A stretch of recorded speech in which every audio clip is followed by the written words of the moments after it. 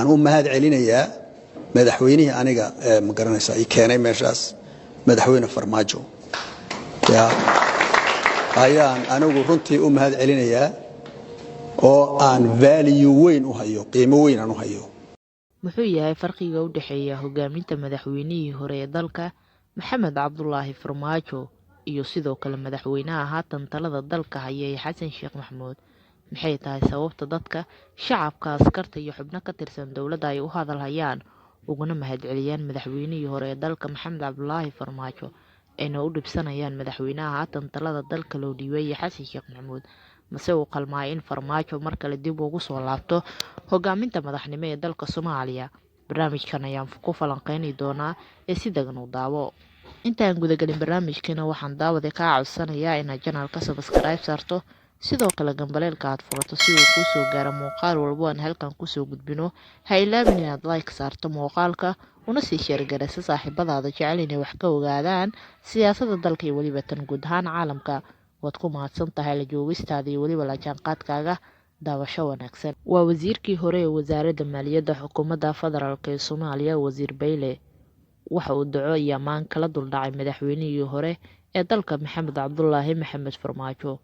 waxa uu ugu mahad celiyay hogaamintii wanaagsaneed iyo shaqada quruxda badnayd uu ka soo qabtay dalka. waxa uu Wasiir Bayle ka dhawaajiyay isagoo khudbadiisa sii wata in dhammaan xubno ka tirsan dowladda federaalka ee Soomaaliya iyo ciidamada uu isku hayay madaxweynihii hore ee dalka Maxamed Cabdullaahi Farmaajo. sidoo kale waxa uu Wasiir Bayle sheegay haddii uusan madaxweyne Maxamed Cabdullaahi Farmaajo hogaaminta hayn lahayn xilligii uu isaga ahaa wasiirka inaysan jiri lahayn qaar ka mid ah xubnaha dowladda haatan ka haya xil iyo kuba la bedelayba. Wasiir Bayle ayaa sheegay in ciidamada iyo waliba xubnaha dowladda ay shaqooyinkooda uu ku hayay madaxweynihii hore ee dalka Maxamed Cabdullaahi Farmaajo isagoo mar walba dhiirigelin jiray isla markaasina xuquuqaadkooda ilaalin jiray sidii ay ku heli lahaayeen xubnihii markaasi qayb ka ahaa shaqaalaha dowladda federaalka Soomaaliya uu hogaaminayay madaxweynihii hore ee haatan talada dalka lagala wareegay Maxamed Cabdullaahi Maxamed Farmaajo.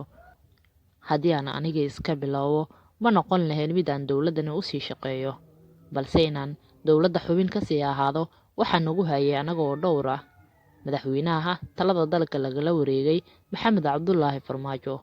maxaa yeelay wuxuu ahaa qofka kaliya ee nagu dhiirigelin jiray isla markaasina dulqaadka noo muujin jiray. waxa uu ka fikiri jiray hadba dhaqaalaha aan u baahannahay iyo sidoo kale wax walba oo aan ku dibiri lahayn nolosheena. haddii uusan jiri lahayn Farmaajo maana ahaan lahayn xubno ka tirsan shaqaalaha dowladda. waxaa sidaas yiri Wasiir Bayle oo ah wasiirkii hore ee wasaaradda maaliyadda xukuumadda federaalka ee Soomaaliya. hadalka Wasiir Bayle ayaa waxaa laga dheehan karay isla markaasina laga fahmi karay in madaxweynihii hore ee dalka Farmaajo uu isku hayay dhammaan askarta xubnaha dowladda iyo qof walba oo ka mid ah shaqaalaha dowladda iyo sidoo kale shacabka.